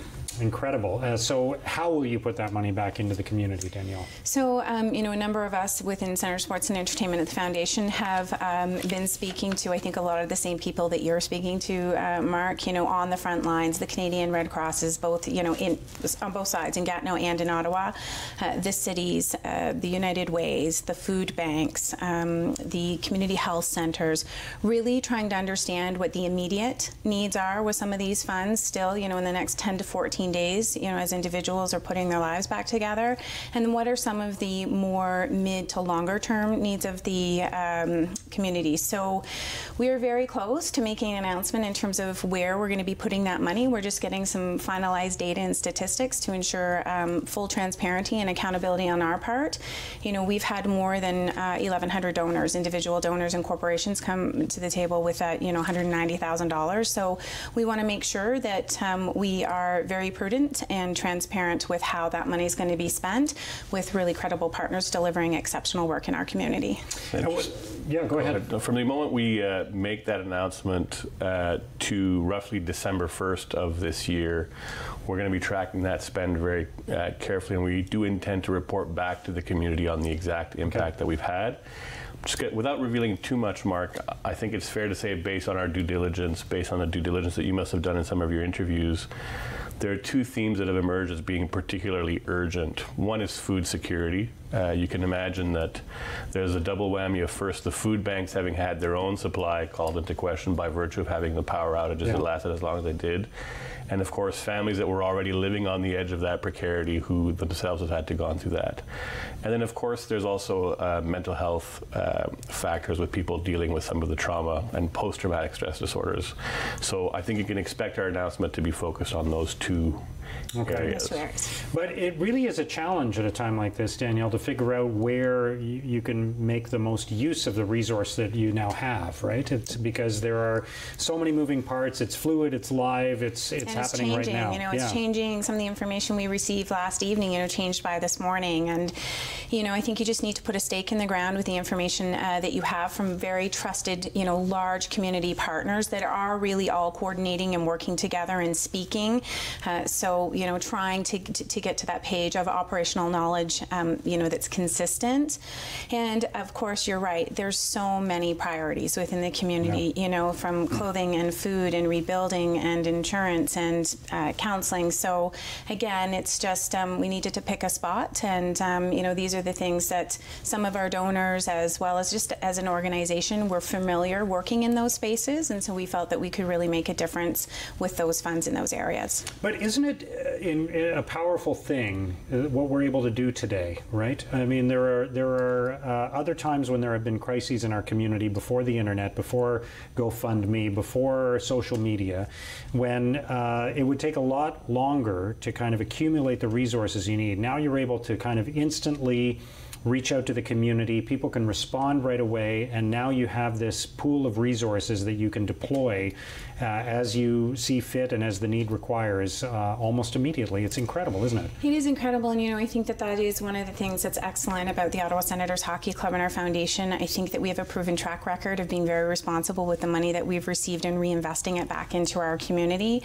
Further to that, we have a large and far reach because of our social media channels and because of our expertise in telling stories. So I think that people, trust in us and want to stand by us, knowing that we're going to make good use of the money with the knowledge that we have. Yeah, but it's just such a powerful tool now. I mean, we in this age with the political climate, we malign social media from time to time. We talk about some of the negative aspects of it, but it's remarkable. This does bring out the best. I think that what I would say is the tools are different. We make impact sooner. That's its own challenge. Yeah. But the spirit remains the same. I was here for the ice storm, and we didn't have the amount of speed that we have built into giving and sharing and fundraising at the time. But we had people throwing house parties. We had people having beach-themed parties when they had, it became a very big collective moment. And in the same way, we've been inspired locally by some stories this time around that have been truly impressive. Share some of those stories with us. The two that have stood out for me are really, they're both from inside the Senators family, which is why we know the stories so well. One from a fan who people who follow the Senators online will recognize as Brian 5 or 6, a gentleman by the name of Ben Milks. Ben's mother had a house in Dunrobin, the childhood home where Ben grew up. That home was razed to the ground by the tornado. His mom survived by virtue of hiding under the stairwell in the basement. And in spite of having to immediately get into recovery, relief, reconstruction phase with his mother, he's found the time to make a donation of almost $7,000 through his online store selling merchandise on behalf of the relief effort. So that's one really inspiring example. The other one is an employee of the Ottawa Senators and the Sensplexes that we have in different parts of the city who coordinate amateur hockey, a gentleman by the name of Nick Guarini, whose roof was shorn off by the tornado. He took care of his family's immediate needs, found them shelter, got them in place, went to work as a volunteer firefighter, which is part of his everyday job, on Friday night.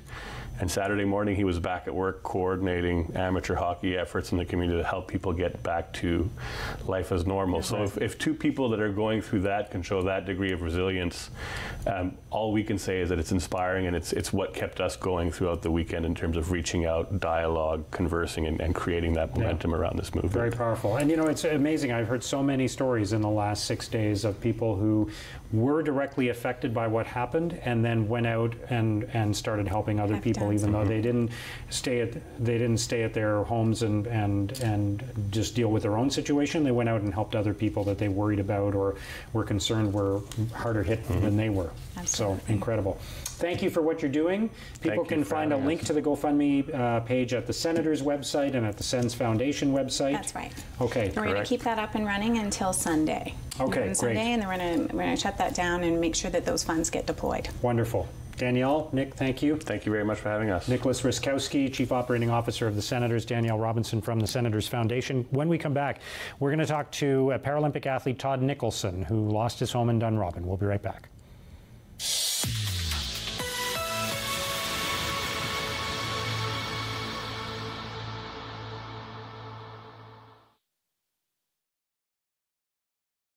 everyone, it's Carla from Carla in the Kitchen. Join me every week as I give away some of my top secret recipes. These smell so delicious. We'll see you in the kitchen.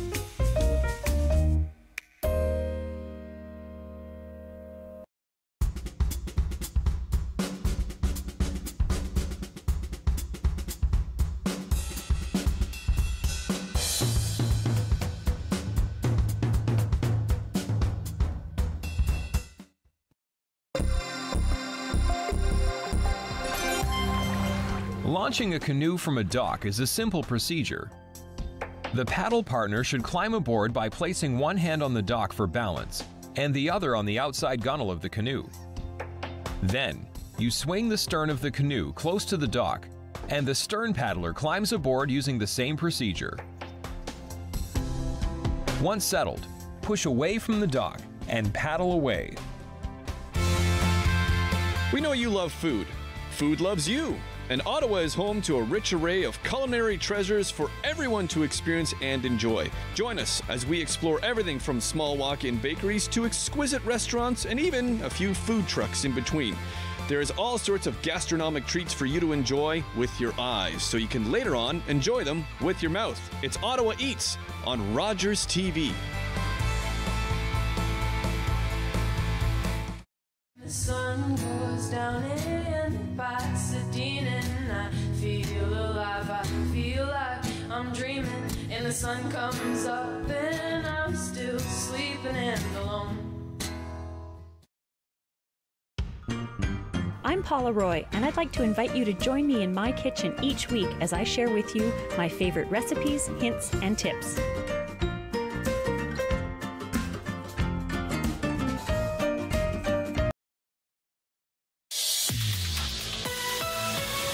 Welcome back to a special edition of Ottawa Today with Mark Sutcliffe on 1310 News and Rogers TV. In the path of destruction, a community comes together. Welcome back to this special edition of Ottawa Today. Thank you for joining us on 1310 News and on Rogers TV. Coming up, Ottawa Mayor Jim Watson with his thoughts on how the community has responded over the last 6 days since the tornadoes struck on Friday night. We are going to go live to Dunrobin now and talk to Paralympic athlete and Dunrobin resident Todd Nicholson, whose family lost their home on Friday night. Todd, thank you very much for joining us. Thanks very much, Mark. It's great to be here, actually. Well, I'm glad to hear you say that because you've been through a lot and your family has been through a lot in the last few days. Can you just describe what you've experienced since the tornado struck on Friday and you were dealing with the aftermath of losing your home? Yeah, no, I think for me, it's unfortunately I've had to overcome adversity throughout a lot of my life, but between the car accident and becoming disabled and then now this and a couple of other things with health and all that sort of stuff, but you know, we've been able to overcome quite a bit. Coming into these, you know, this episode of our life and what's happening, we keep asking ourselves, why does this keep happening? But at the same time, this community has come together. We've had so many people coming around and wanting to volunteer. I came over to the community center, the high school here today at lunch to pick up some food for the people that were helping me on my site or at our house, or where the house used to be. And there was 3 or 4 people that I haven't seen in 20 years, and they said, I just wanted to come and help. And I think that's probably the biggest thing now is, as the first responders and as the sort of emergency response team, as they start pulling back, right now is when we are going to need the community even more. I know for a lot of people, like our fire department that's out here, they're all volunteers. A lot of them wanted to come in and help, and unfortunately, they weren't allowed or weren't able to because of security reasons and so on and so forth. But now people are starting to pull back, and I think that's where we're going to need the community even more over the next couple of weeks, couple of months, year, in order for us to be able to, again, continue on with all of the things that are going to happen. The food bank out here is full, which is really good. So I haven't had to buy a meal. I haven't had to do any of that stuff since Friday. So my family's been looked after, but looking towards the future, in a month's time, 2 months' time, when the media's gone, when, you know, the first responders have pulled back and doing the things that they do, that's where the challenges are going to start setting in for a lot of these families. What is like out here, the devastation? Sorry, Todd, but can you just describe what sort of day-to-day life has been over the last 48 hours, let's say, and what, you know, what you're doing and how you're recovering from all of this? Yeah, so typically every night right now we've switched the devastation meetings to every night at 7 o'clock here at the high school. So anybody in the affected area out here, we've asked them to come to the high school to be able to give an update and for families to be able to share some of the experiences that they're having. You know, I never even thought that I needed to phone Bell, Hydro, and Enbridge in order to be able to cancel my service so that I didn't continue to get a delivery charge. So again, talking to some of the other residents, and unfortunately this area out here was hit not long ago with the floods in Constance Bay. Yeah. So we're getting and learning a lot from some of the stuff that they experienced a little while ago. My day typically right now is I'm in bed by 1:30 in the morning. I roll over at 3 and constantly things are going through my head. I need to start putting in my head what was in that room. I need to start writing that stuff down and then try to get up in the morning, get my kids on to school for 9 o'clock. Right now, they are only able to go for half a day. It's just too much for them, and they want to help. So, you know, my kids are only 9 years old, but they are witnessing what's happening. And between my house and my brother's house, which 10 miles west of here, he was also hit, and he has lost his house and a lot of his animals, his pets, and all that sort of stuff. But same sort of situation as us. Everybody's safe, and we all have come to the agreement that it's just stuff, and in some situations we had too much stuff. So, but it's honestly for us here in Dunrobin, it's scattered from my house to they found one of my medals 10 miles away, so down by the water, which it's amazing to see this community together, but now is when we're going to need the community even more when the I think that's really interest important to from the remember. rest of the world backs away. Yeah, I think that's a really important point to make. And you know, we've told the story of you and your brother before. I mean, that is just such a remarkable and tragic coincidence. I know you are looking at the silver lining of everybody's okay, but the fact that this storm could have hit two brothers so far apart, you know, it's not like you live on the same street. It's a crazy coincidence. It really is. You know, we were looking for an excuse to get together, but I can think of better ones. What specifically do you? What do the residents of Dunrobin, the people who are affected by this, what do they need from the community going forward, do you think, Todd? I think going forward, you know, we need to get our community active again. So for me, sport has been something that has allowed me and supported me to contribute, give back to my community, and have that sense of release in terms of what we need as a community. So we need to get our kids and our families active again, find a passion in what it is you enjoy. So whether it's sports, whether it's music, whether it's arts, drama, whatever. And right now, I think financially, a lot of the communities and a lot of the people, not that they're struggling, but there's definitely some challenges there. So we've got to do everything we possibly can.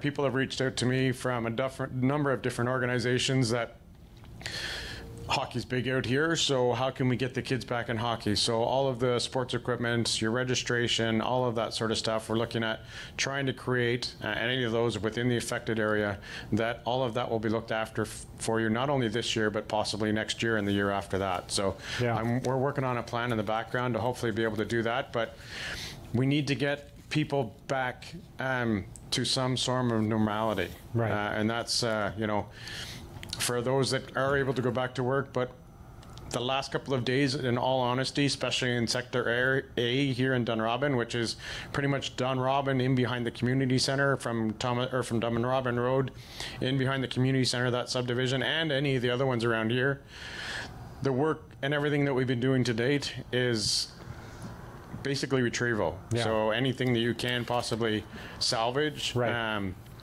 I've got a lot of equipment that is very specialized.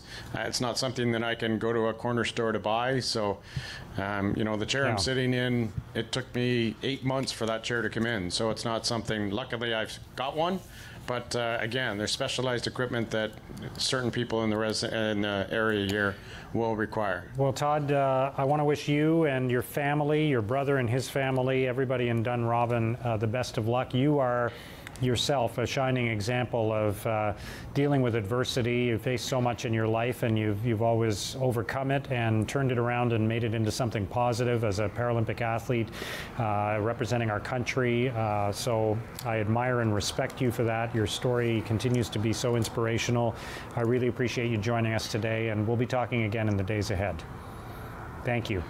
Thanks very much. If there's anything I can say, you know, surround yourself with the right people. That's what I've done, and that's why I moved back to this community, was because of the people. Right on. Thank you, Todd. Good luck to you. We'll be talking soon. Great. Thanks, man. Todd Nicholson, Paralympic athlete and resident of Dunrobin. He and his brother each lost their homes as a result of Friday's tornadoes. Coming up next, Ottawa Mayor Jim Watson. We'll be right back.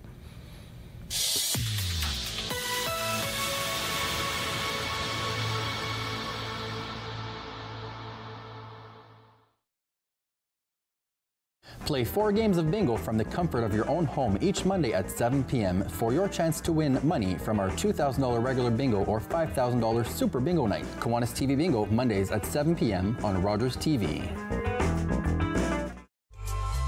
Celebrate Ottawa is a collection of stories for, by, and about the people, places, and rich history that make Ottawa such a vibrant place to call home. Tune in Sunday evenings at 7:30.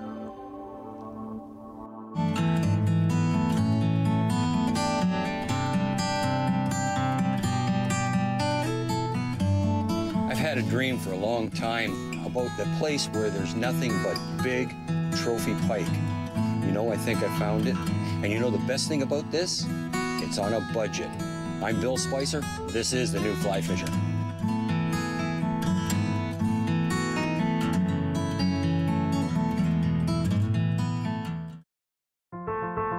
The next chapter in Ontario's future will be decided October 22nd. Before you head to the ballot box, get to know the people running to represent you. Watch the local campaign as candidates debate the issues affecting your community. And on election night, you'll find comprehensive coverage of your riding on the local results. Rogers TV puts the local focus on Ontario's municipal election. Are you the type who would keep going or stop? It's not easy to stop when you have an addiction. Legalizing cannabis won't stop addiction. It trivializes its consumption. Let's be vigilant. If you need help, visit portage.ca.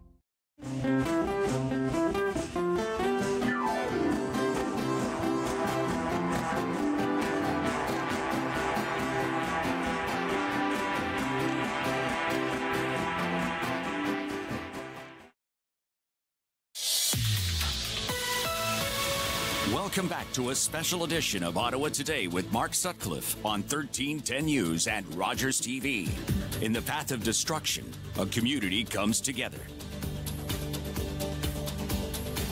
On this special edition of Ottawa Today, we are joined by Ottawa Mayor Jim Watson. Thank you for being here. My pleasure. Thanks, Mark. And we're going to talk about how people can help and what to do if they want to volunteer, and some of the remarkable stories of people who have really risen to the occasion, some of the meetings that are coming up. But I wanted to ask you for a personal story from your perspective about what you've witnessed in the past few days, because obviously this is not something you expect to happen to our community. And you know, I've felt it as a lifelong Ottawa resident. You know, we've seen tornadoes hit Edmonton and other communities before in the past, and you never, even though there's no reason why Ottawa would be spared, you never really think about it happening in a place like this. So what have you been going through, and what have you been thinking about? Well, I think you hit the nail on the head. You know, you see Tornado Alley and these stories, you know, in Oklahoma and so on, the destruction. And because I can't remember the last time we had a tornado come through Ottawa. Certainly I have not in my recent memory. You know, what comes rushing back is the ice storm, the closest thing I think, you know, that we could compare it to. And I was the mayor when the ice storm took place in January 1998.